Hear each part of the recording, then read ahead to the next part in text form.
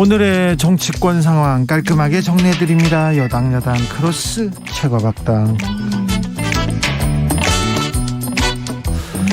여야 최고의 파트너입니다.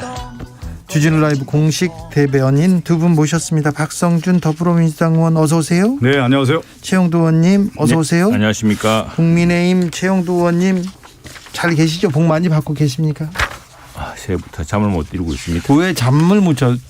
너무 죄송하고 송구하고 우리 지지해 주신 국민들한테 정말 면목도 없고 뭐 지금 누굴 탓하겠습니까? 다 우리 전부 특히 원내에 있는 우리 의원들을 서로 어제 의원총회도 대체로 그런 분위기였습니다. 전체적으로 이걸 지금 누구 탓하겠느냐. 여기 우리가 진짜 분발하고 쇄신하고 하지 않으면은 어떻게 국민들이 이 정권 교체 의지가 그렇게 높은데도 지금 우리 당에 대한 지지가 이렇게 나는 것은 다 우리 잘못이신데 그걸 지금 누굴 뭐 탓하고 누굴 뭘 하고 하겠느냐. 그러니까 전부 다 바꾸자 이제. 네. 그런 결연한 각오를 하고 있는데. 전부 다 바꾼다면 어떻게 바꿉니까? 일단 선대위 조직을 좀 이재명 사실 선대위도 보면은 이게 뭐 메모드식으로 구성되었다가 처음에 어려웠어요. 예, 그랬다가 이제 점점 선거에 들어가고 이재명 후보는 우리보다 한 달 정도 먼저 행보에 들어갔기 때문에 아주 행보가 구체화되어 있지 않습니까? 한번 쭉 여러 주제별로 또는 지역별로 시줄날리를 한번 다 했다고 보아지는데 우리는 이제 시작하는 단계인데 그렇게 하다 보면은 지금 처음에는 이제 크게 아우른다고 많은 사람이 필요하지만 이제는 정말 시줄날리 정확하게 그 일정과 그다음에 정책과 또 그날의 그 중요한 메시지가 정말 삼박자처럼 딱딱딱 맞아 떨어져야 되거든요. 그렇게 하기 위해서는 너무 크고 결정 과정이 복잡하면 안 되거든요. 그래서 네. 그런 것들을 신속하게 해야 될 때도 됐고 또 이게 지금 우리가 후보가 저렇게 하는데 후보가 현장에 갔을 때 그 현장에 맞는 메시지 또 후보가 현장을 그 동선을 잡을 때 일정을 잡을 때도 정말 그게 그때 가장 필요한 동선이었나 이런 걸 한번 제대로 뒷받침해 줄 수 있는 실무적이고도 아주 구체적인 능력으로 가야 될 것 같고요. 여러 가지 그 비례하다 보니까 서로 커뮤니케이션 경색 현상이 생기고 그러다 보니까 뭐 오해도 생기고 분란도 생기고 그랬던 것 같습니다. 조혜숙님께서 최영두 의원 오랜만에 멋져 보입니다 이렇게 합니다. 항상 멋지셨는데 유성화님께서는 선대위 문제가 아니고요. 선수 문제 아닙니까? 이렇게 물어봅니다. 그게 다 전부 우리 문제죠. 그러니까 누굴 탓하겠습니까? 그러니까 모든 법칙이 이제 누가 무엇을 어떻게 하거든요. 누가 하느냐가 제일 중요하고요. 무엇을. 그러니까 정책이죠. 내용. 국가의 비전에 대한 철학 이런 것들을 담아내는 거고요. 그다음에 이제 어떻게 이 전략이죠. 그러니까 선거라고 하는 것은 후보 중심에서 정책 그리고 어떻게 공보, 홍보, 일정, 전략 이런 것들이 다 시줄 날줄로 엮어서 돼야 되는 건데 이 중심에는 누가 있냐면 누가예요. 누가. 그러니까 예. 후보가 이것을 끌고 갈 수 있느냐에 대한 자질과 능력을 갖췄느냐가 결정적인 변수인 거거든요. 그래서 이번 모든 대선에서의 결정적인 상수는 후보죠. 그래서 상수 자체가 흔들리면 그 밑에 있는 변수들이 작용이 안 되는 겁니다. 그래서 제가 그냥 옆에서 볼 때는 뭐 선대위를 이제 개편한다고 하지만 후보가 과연 그것을 해낼 수 있는 능력이냐를 먼저 따져보는 것이 지금의 시점의 어떤 판단 기준이 아닌가 싶습니다. 제가 이런 얘기 하면서도 최영두 의원님 얼굴 보니까 무겁네요. 네. 아니, 그게 아니라 후보의 문제는 국민들이 선택한 것이죠. 네. 1년 전이네, 1년 전에 누가 상상을 했습니까? 그때 우리 국민의힘으로서는 정말 대선 주자가, 마땅한 대선 주자가 없다. 그래서 크게 당 지지율을 견인할 만한 사람도 없던 시기였고, 그러다가 지난 봄에 이준석 후보라는 우리 정당 사상 처음으로 30대 당대표가 탄생했고, 또 그 이제 속도가 붙으면서 7월 말에 윤석열 후보가 들어와서 당이 정말 기사에 향하는 모멘텀을 잡았는데, 그때 바라던 것들은 말하자면은 이 정부에서 실망한 것들, 이 정부에서 분노한 것들, 그것들을 이제 윤석열 후보를 통해서 국민들이 거기에 일체감을 느꼈던 거 아니겠습니까? 그러니까 뭐 적폐 수사든 또 현 정권 수사든 아주 공정한 원칙으로 일관된 원칙으로 한다는 사실 하나, 또 그것 때문에 정권의 핍박을 받고 있다는 거, 이런 것들이 이제 일체감을 이렇게 되는데, 막상 이제 정치의 장애, 그 뭐 우리 박 의원님 말이 말했습니다. 그 정치의 장애 오면은 정치의 장에서는 그날의 일정, 그날의 메시지가 있습니다. 그건 쭉 생활로 보여주는 거와 다른 거거든요. 그렇죠. 네. 그럼 그걸 이제 하나씩 해야 되는데 제가 많이 인용하는 그런 겁니다. 저 오바마 내가 캠페인을 다 봤어요. 2007년에 2008년에 혹시 특판하면서 가보면은 오바마 캠페인 굉장히 정교했습니다. 디지털 기반으로 해서 정말 그 소구하는 계층, 지지 계층을 딱 나누어서 정확한 메시지를 던지고 후보도 대충대충 말을 하는 게 아닙니다. 후보 말이 굉장히 정교하게 분류되어 있고 같은 말을 계속 같게 되풀이하거든요. 그런 것처럼 이제 선대위가 지난 11월 초에 우리 가까스로 이제 경선이 끝나지 않았습니까? 그죠? 그래가지고 지금 한 2개월째 되는 셈인데 한 1개월째 뭐 좀 늦어졌고 이런 상황인데 아직도 그 후보에 대해서 그래서 어제 아마 김종인 위원장이 하신 이야기도 바로 그 후보가 어느 현장에 가든 딱 준비되어서 할 수 있도록 우리가 준비를 제대로 해줘야 된다. 그래서 내가 비서실장을 하겠다. 이제 이런 취지인데 정말 그렇거든요. 미국 그 선거를 보면은 그 넓은 지역도 갈 때마다 딱 정해진 그 시나리오, 정해진 메시지, 정해진 동선에 따라서 차질 없이 하나 진행되거든요. 그게 지금 그 선거대책본부의 본분이고 그게 중요한 기능인데 그 기능이 많이 못 미치기도 했고 이런 과정에서 이제 후보가 이제 이곳 다니면서 여러 가지 사실 메시지가 그 상황과 맞지 않다든가 하는 이런 문제 그거는 사실 후보의 탓이라기보다는 전체적으로 선거를 준비했던 우리 당의 책임이라고 봐야겠죠. 그 대선 승리의 필요 충분 조건을 우리가 한번 따져봐야 돼요. 후보 중심으로 볼 때. 그게 뭐냐면 이길 수 있는 후보와 잘할 수 있는 후보가 등식이 돼야 됩니다. 그러니까 이길 수 있는 후보는 필요 조건이고 잘할 수 있는 후보는 충분 조건이 되는 것이죠. 그런데 당내 경선 과정을 보면은 이제 조직적인 선거가 이루어지고 당내 어떤 내부의 싸움이 있기 때문에 실제 이길 수 있는 후보를 선택을 하는 거죠. 그러니까 잘할 수 있는 후보는 국민의 눈높이에 맞춰서 국정 운영을 잘할 수 있겠다. 이렇게 보면 이제 후보가 되는 건데 이것이 간극이 있어요. 그러니까 정당 내에 보면 이길 수 있는 후보라고 하는 판단을 했지만 실제 검증이 되지 않은 후보가 잘할 수 있지 않다라는 부분들이 고려를 해야 되는데 이것이 이제 간극이 있을 때 정당 내에 이제 상당히 파란이 일어나고 분란이 일어날 소지가 있는 거죠. 그러면 잘할 수 있는 후보는 왜 우리가 정당의 민주주의를 얘기하느냐면 정치적 훈련 과정을 충분히 겪었느냐. 그리고 정치적 어떤 과정 속에서 이 사람이 리더십을 확보했느냐. 이런 것들을 보는 거거든요. 그래서 정당 민주주의에서의 후보라고 하는 것은 철저한 검증과 선거 경험을 한 사람들을 뽑게 되는 겁니다. 그런데 이제 국민의힘은 이길 수 있는 후보를 선택했지만 잘할 수 있는 후보, 능력 있는 후보에 대한 검증을 하지 않았다라는 게 지금의 가장 큰 난맥상이 아니냐. 그러니까 그것은 어떤 거냐면 후보가 지금 얘기한 것처럼 정치적인 현장에서 자기의 정치적 소견과 메시지 전할 때 국민의 눈높이에서 얘기하는 거고 비전을 얘기해야 되는 거거든요. 그러니까 그런 차원에서 후보가 사실은 이제 정치적 훈련이 안 된 것이 그대로 이제 드러나면서 오히려 제가 볼 때 근본적 원인은 후보의 자질 문제가 있지 않았냐 이렇게 보고 있습니다. 우리가 무슨 탤런트를 뽑는 것이 아니고 사실은 시대 정신이 있지 않겠습니까? 무민정부, 네. 보통 사람의 정부, 무민정부, 국민의 정부, 참여정부 그다음에 이명박 정부, 박근혜 정부, 문재인 정부 모두 정신이 있었습니다. 그것은 그 시절에 국민들이 간절히 바라고 그중에 다수가 국민들이 원하는 바대로 있었던 것이거든요. 지금 이 시기에 그게 무엇이었냐. 왜 윤석열 후보가 떴느냐. 그거는 이제 이 종합적인 정책 능력과 다른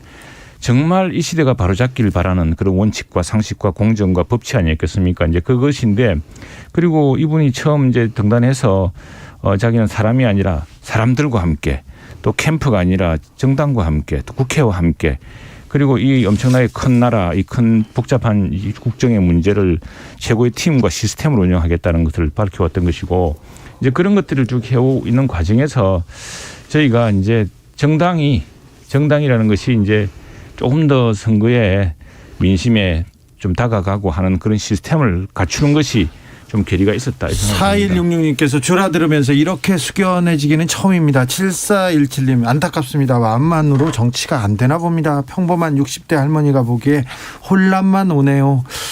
네, 평범한 건 아니고 60대가 할머니가 아닙니다. 이제 4443님께서 애구 최웅도 의원님 딱합니다. 만들어주는 건 단지 그냥 거드는 거죠. 후보가 잘해야 국민이 선택하는 거랍니다. 조성빈님, 많이 늦은 충격요법 같지만 지금이라도 선대위 전면 개편은 전화위복이 될 것 같습니다. 이제 진짜 소통할 수 있는 매머드의 귀를 키워서 재빠르게 날아다니는 코끼리 전보 선대위가 돼야 됩니다. 코끼리가 잘 날 수 있을까요? 그런데요. 오늘까지 결정이 될 것이다. 윤석열 후보가 결정을 하면 이준석 대표도 그때 뭐 발표를 하고 김종인 위원장도 어떻게 뭐 오늘 중으로는 선대위 개편 결정할 거라고 얘기를 하는데 윤석열 후보가 장구하는지는 잘 모르겠습니다. 그런데요, 여기에 또 2738님, 대통령이 될 사람은 대본만 외워서 연기하는 배우가 되어서는 절대 안 됩니다. 얘기합니다. 처음에는 변수가 없으면 이긴다. 그러다가 가만히 있어라. 그러더니 연기만 해달라고 부탁했다. 이 발언은 굉장히 또 국민들한테. 그렇습니다. 예, 그 발언에 대해서는 어제 파장이 컸고, 저도 어제 현장에 있었는데 보니까 보통 우리 김종인 위원장이 짧지만 준비된 원고를 갖고 오는데 그날은 원고 없이 하더라고요. 그래서 어떤 얘기를 했는지 잠시 듣고 올게요. 예. 비서실장의 노릇을 할 테니 후보도 태도를 바꿔서 우리가 해준 대로만 연기만 좀 해달라 이렇게 부탁을 했습니다. 여러 번 대통령 선거도 경험을 해봤습니다마는 후보가 선대위에서 해주는 대로 연기만 잘할 것 같으면은 선거는 승리를 할 수 있다고. 국민 정서에 맞지 않는 얘기를 하면은 절대로 선거를 끌어갈 수가 없어요. 정치를 하신 지가 얼마 안 되신 분이 돼가지고서 상당히 좀 미숙한 부분이 있기 때문에.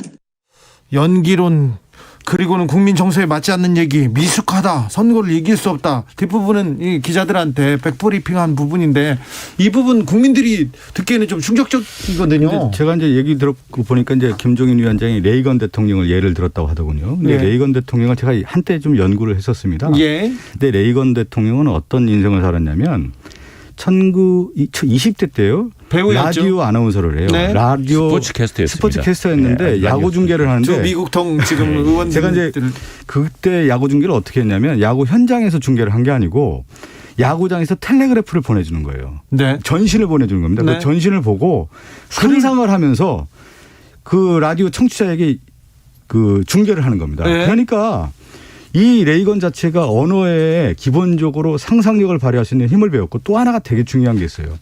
영화인 협회장을 하면서 정치, 경제, 사회, 문화에 있는 각계 인사를 만나서 대화하는 걸 되게 좋아했습니다. 예. 그래서 많이 들어가지고 네. 학습을 한 거예요. 그 학습을 어떻게 했냐면 자기의 내재화를 시켜서 대중과 소통하는 방법을 배운 겁니다. 그러니까 레이건의 연설을 보면 상당히 수려하고 내용이 있는 거예요. 그것을 자기화했기 때문에 그런 건데 윤석열 후보는 제가 이제 옆에서 볼 때 저도 이제 방송 출신이기 때문에 이분의 말이 왜 이렇게 거칠지?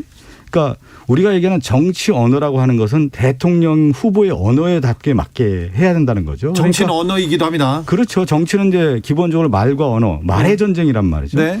말의 전쟁이라고 하는 것은 품격 있는 전쟁을 할 수밖에 없는 거예요. 그래야만 후보가 우리의 미래는 이렇게 가겠다라고 하는 예측 가능성을 주는 건데 그러한 부분에서는 상당히 부족했기 때문에 김종인 위원장이 그냥 해준 대로 연기해라.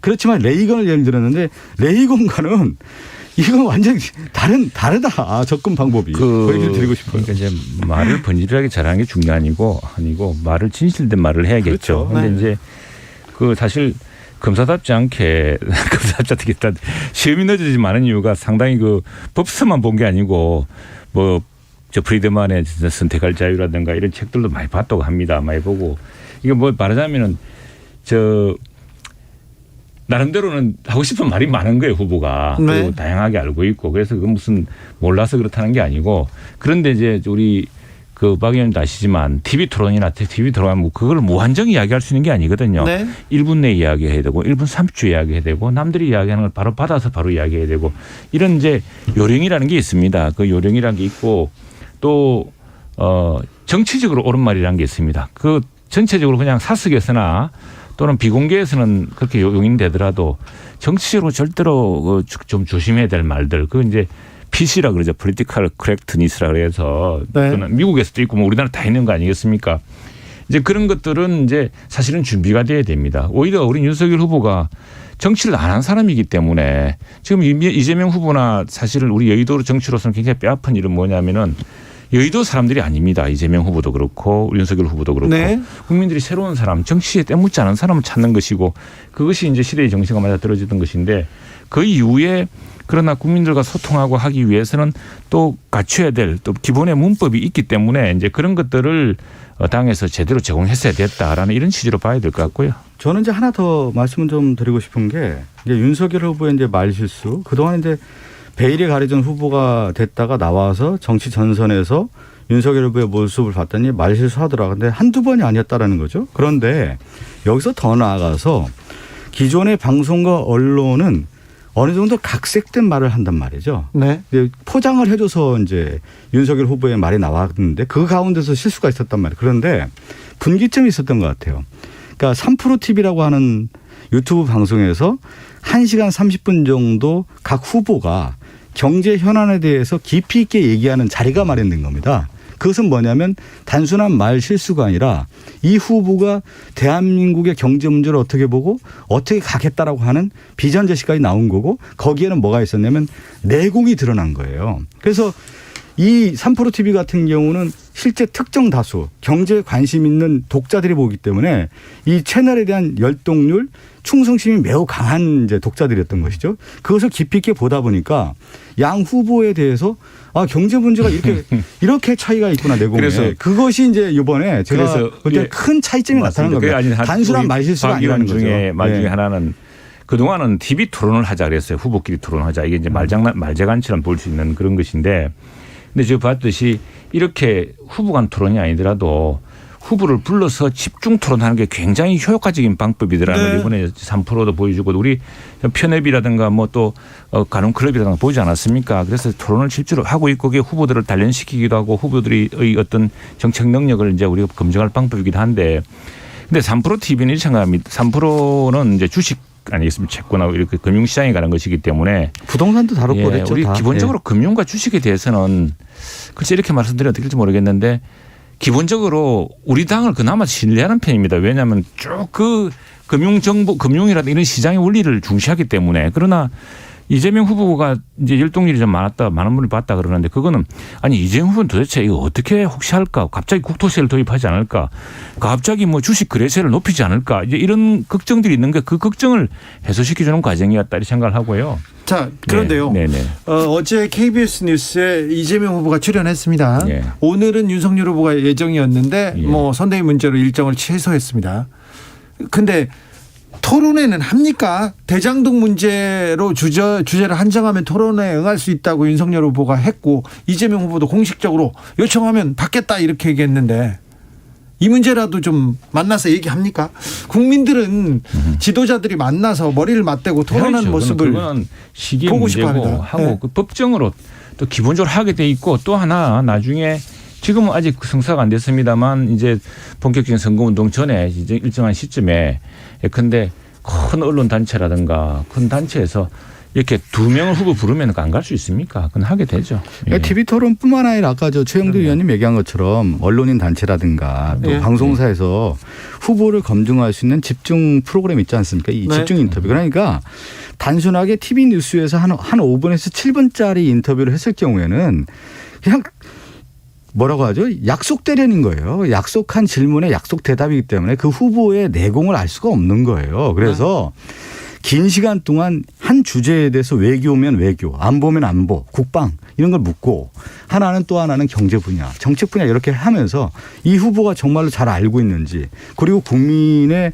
마음을 제대로 이해하고 있는지를 적나라하게 보여줘야 되는 겁니다. 그래서 민주주의라고 하는 것은 공론회장이라고 하는 얘기가 그래서 윤석열 후보도 나와서 얘기하고 이재명 후보 무슨 만물 박사인 듯이 이야기하는데 이재명 후보 그렇게 잘 하시는 분이 왜 또 그런 엉터리 같은 무슨 큰 대장동 특혜라든가 지금 다 그 관련된 사람들 얼마 전에 유동규 씨 마지막 사인사고 대장동 관련해서 TV 토론하면 그 얘기하시면 되잖아요. 다 최 의원님이 얘기하신 내용을 특검하고 하면 될 문제를 다음에 지금 그 우리가 대통령한테 바라는 것은 덕불 장군과 무슨 뭐 마물 박사처럼 임기응변 능한 사람 바라는 게 아닙니다. 정말 그건 지금 우리가 오히려 바라는 것은 당신 저 사람 총리를 누가 쓸 건지 부총리를 누구 쓸 건지 정책을 어떻게 할 것인지 그 신뢰하는 사람인지 이런 걸 바라고 있다고 봐야 됩니다. 자, 오히려. 이재명 후보 얘기로 좀 넘어가고 싶은데요. 이거 하나만 물어볼게요. 국민의힘 선대위는 언제쯤 새 출발할까요? 이제 길게 봐도 안 되겠죠. 연초니까 연초에 뭐 사실은 오늘 늦게라도 예상을 했는데 아니더라도 뭐 저 금명간에 아마 결론이 알겠습니다. 금명간이고요. 예. 이준석 대표의 거취는요? 이준석 대표는 어제 지금 뭐 이준석 대표의 은행이라든가 이런 것에 대해서 뭐야 많은 지지자들이 또 붕괴하고 있기도 하고 또 이준석 대표는 그에 입장을 밝히기도 하고 했는데 기본적으로 이준석 대표도 우리 후보를 윤 후보를 중심으로 있는데 이겨야 된다는 것은 공동 운명체입니다. 그분 당 대표도 그렇기 때문에 거기에 대한 이제 분명한 입장이 또 표시가 또 있겠고 당내에서는 어떤 얘기 나왔어요? 당내에서는 이런 이야기입니다. 당내에서는 뭐 부글부글 끓는 사람도 있고 여기 있는데 지금 여기서 우리가 대표를 그래 한 사람 찍어서 그렇게 한들 그게 지금 해법이냐. 지금 그렇죠. 오히려 자중질환으로 들어가는 거 아니냐. 그러면 대표가 빨리 무슨 역할을 하도록 하고 예. 또 힘을 합치는 것이 오히려 정도 아니냐 이런 이야기죠. 민주당 이재명 후보는 최소 1인당 100만 원씩 얘기하면서 설 전에 추경 가능하다 이렇게 또 던지고 나왔습니다. 아니 지금 상황이 이제 코로나 오미크론까지 해서 전반적으로 더 어려움에 처해 있고 소상공인 자영업자가 어렵지 않습니까? 또 네. 그리고 이 사회적 거리두기 2주 더 연장하면서 정말 어렵다라는 거죠. 그렇다고 했을 경우에 그러면 국가나 정부나 이런 국회에서 어떤 일을 해야 되는 거냐. 실제 이 부분들에 대한 어떤 구제가 나와야 되는 거, 사회적 지원이 나와야 되는 거 아니겠습니까? 그랬을 경우에 실질적 대책을 마련하고 그것을 집행하는 게 매우 중요하다는 거예요. 바로 신속하게. 네. 그러려면 어떻게 하느냐. 지금 상황에 대한 것을 파악을 하고 바로 신속하게 집행하기 위해서는 추경까지 필요하다라고 하는 것이 이재명 후보의 생각이고 민주당의 생각인 것이죠. 정두 의원님. 네. 자, 이전에 그렇게 우리 손실보상 해주자고 법 만들자고 했을 때 손실보상 그거 안 해주려고 그러면서 25만 원씩이었죠. 88% 나눠주려고 14조 쓰고 손실보상에 1조 쓴 민주당 아닙니까? 그것도 25만 원 주는데 더 주자고 했던 이재명 후보 아닙니까? 그런데 지금 정말로 이 사태가 장기화되면서 지금 저 자영업자 소상공인들 이 직격탄을 맞은 더구나 거리두기가 지금 계속 연장되면서 이 맞는 생활고라든가 그 고통은 이루 말할 수가 없거든요. 그런 것들을 그냥 100만 원 갖고 어떻게 다 해결됩니까? 그게. 100만 원 해결되겠습니까? 네. 지금 100만 원을 골고루 나누자고 하는데 이것도 역시 그냥 이전에 하던 진짜 고통받고 진짜 시장을 살리려고 하는 진짜 그 고통에 공감하는 정책은 아니라고 봅니다. 저는 오히려 지난번에 윤석열 후보가 또 이야기했듯이 실제로 그 피해 규모와 또 예컨대 임대료 같은 것은 임대료를 국가가 일부 보전을 해주고 또 그 부분을 보상을 해주고 하는 이런 방식으로 실질적인 도움이 되고 실질적으로 고통을 겪고 있는 분들 국가의 행정명령을 이행하기 위해서 어려움을 겪고 있는 분들을 좀 더 두텁게 도와줘야 된다라는 것 아니겠습니까? 이제 추경과 관련해서 이제 한 25조 30조 정도 지금 얘기가 나오고 있는 것 네. 같아요. 우리가 이제 지원을 했을 경우 여러 가지 이제 방법도 있는데 그동안에 이제 논의됐던 것 중에 하나가 뭐냐면 이제 대출이죠. 간접적인 대출에 대한 것도 있었고 또 현금 지급도 있고 그리고 이제 지역 화폐를 통해서 실질적으로 소상공인이나 자영업자에게 이제 매출 지원을 해서 경제 어떤 선순환 구조를 하자 이런 얘기를 하는 건데 야당도 사실은 이제 소상공인 자영업자에 대해서는 더 깊고 넓고 두텁게 하자라는 데서 동의하고 있습니다. 50조 100조까지 네, 나왔죠. 50조 100조까지. 그러면 지금 20, 30조 얘기가 나오고 있는데 오히려 야당에서도 그런 얘기가 있다고 하면은 지금 시점에서 50조가 됐든 편성을 해서 지금 가장 어려운 시기에서 실질적으로 정책이라고 하는 것은 타이밍이 매우 중요한데 네. 지금 해야 된다. 그리고 이러한 이제 재난지원금이 됐든 추경과 관련된 논의가 있는데 이 선거하고는 상관이 없는 거거든요. 결정적으로 지금 야당도 지금 관심 있게 좀 보고 있는 거고. 정부에서도 우리가 예산 중에 네. 코로나 집행 예산을 지금 607조나 해놨지 않습니까? 그 상당 부분 코로나를 대비한 예산이기도 하거든요. 1년 예산이죠. 예산이 이렇다면 607조죠. 이것을 조기 집행하는 게 굉장히 중요합니다. 그래서 조기 집행 방안을 지금 확보해야 될 것이고 그다음에 정부 여당이랑 예산 편성은 추경도 그렇고 전부 정부가 하는 겁니다. 네. 정부가 빨리 가져오는 것이 중요하고 또 하나는 그래서 그 수십조를 해서 전부 100만 원씩 골고루 나누자는 이야기입니까 지금? 이걸 해서 정확하게 해서 정말 고통받는 사람들이 네. 그 고통을 덜 수 있도록 희망을 가질 수 있도록 해주는 게 더 중요한 거 아닌가요? 국민의힘의 소상공인 손실보상 공약도 좀 듣고 싶습니다. 8497님, 최영두 의원님 힘드시죠? 이렇게 얼굴에 좀 힘들어 보이시나 봐요. 힘내십시오. 잠을 못 자고 있습니다. 0545님께서 제가 노태우 대통령 선거 그때부터 대선 투표했는데요. 상대방 선거 캠프 걱정해 주는 건 처음 봤습니다. 이렇게. 박성준 의원님이 너무 걱정해 주셨나 봅니다. 아니 걱정하는 게 이제 뭐 걱정보다는 우리나라의 대통령 이번 대통령 선거가 좀 상당히 그 큰 다른 선거가 된 거죠. 어떤 다른 선거가 됐냐면 네. 기존의 우리나라 대통령 선거는 진영의 논리가 굉장히 강했죠. 네. 계급이라든가 이념이라든가 세대라든가 지역 이런 투표 성향이 매우 강했는데 네. 전 세계적 현상 중에 하나가 뭐냐면 미국도 마찬가지고요. 우리나라도 그 현상이 나타난 겁니다. 이준석 전 대표가 등장한 배경도 어떤 거였냐면 기존의 기득권 엘리트에 대한 반감이 있는 거예요. 네. 왜 그러냐면 일반 국민들이 입장해 봤을 때 기존의 기득권 엘리트들이 불공정하고 불평등 구조화해서 고착화시켜서 기득권을 누리고 있더라. 네. 이것을 쇄신하고 개혁해야 된다라는 것이 미국도 그렇고요. 우리나라도 전 세계적인 시대 정신으로 왔던 겁니다. 그래서 기존의 기득권 정책에 맡길 수 없다라고 하는 것이 시대적 언명으로 나왔고 그런 변화의 물꼬가 나왔는데 제가 볼 때 이제 오히려 이제 국민의힘은 과거 지향적으로 기득권적으로 자리에 연연하는 모습으로 간 것이 오늘날 지금 이제 그런 현상들이 나온 거 아니냐. 저는 그렇게 보거든요. 그러니까 시대의 조류를 가야 된다. 그런 측면에서 시대의 조류는 정권 교체고 이 정부는 절대로 안 되겠다는 것이 국민 어떤 여론조사든 가만히 남지 않습니까? 정권 교체 여론이 60%를 막 넘어섰는데 견고했는데 지금 정권 교체 여론이 그게 이제 쭉쭉 그래서 떨어집니다. 오늘부터 우리가 전체 뭐 전국의 현수막을 끌었는데 정말 부끄럽고 민망하고 정말 송구하죠. 그래서 이게 이제 우리 당이 이제 망치고 있는 겁니다. 지금 그 점은 뭐 저도 이 당원으로서 또 특히나 책임 있는 또 다음 위원장으로서 또 원내 의원으로서 정말 참 책임감 무겁게 느끼고 있습니다. 그건 그렇게 국민들이 정권 교체하라고 그렇게 한 번도 겪어보지 못한 나라에서 이렇게 큰 고통을 겪고 있다고 그렇게 호소하는데 세상의 정당이 그 야당이 그걸 제대로 하나를 여망할 때 맞추지 못해서 이러고 있으니 저희도 밉습니다. 정말. 마지막 언급을 하면 제가 아까 얘기한 것처럼 이 선거의 구도가 기득권 엘리트들의 그 기득권 그것은 뭐냐면 불공정 불평등을 고쳐라 수정하라 개혁하라 쇄신하라는 얘기했는데 그래서 이제 야당 윤석열 후보가 나왔다고 지금 최영두 의원이 얘기했는데 근데 그 윤석열 후보가 봤더니 공정도 아니고 상식적인 측면에서 봤을 때 기본 상식이라든가 기초 소양의 문제에서도 상당히 부족하다는 거 아니겠습니까? 그래서 지금 윤석열 후보라든가 국민의힘이 잡았던 그 이슈 자체, 슬로건 자체가 스스로 부정되는 모습으로 지금 나왔다. 저는 그렇게 보고 있습니다. 그런데 사실은 윤석열 후보에 대해서는 우리가 이 여러 상황을 보면은 이 검찰총장까지 할 때까지 그래서 민주당에서 격찬했던 분 아닙니까? 굉장히 법적인 자제, 이 선택할 자유라는 책도 그렇게 읽었다 하더라고요. 검찰이 수사를 막 하는 게 아니라 굉장히 특히나 남을 단죄한다는 것은 엄청난 판단을 요구하는 겁니다. 그게 대한 지식을 요구하는 거죠.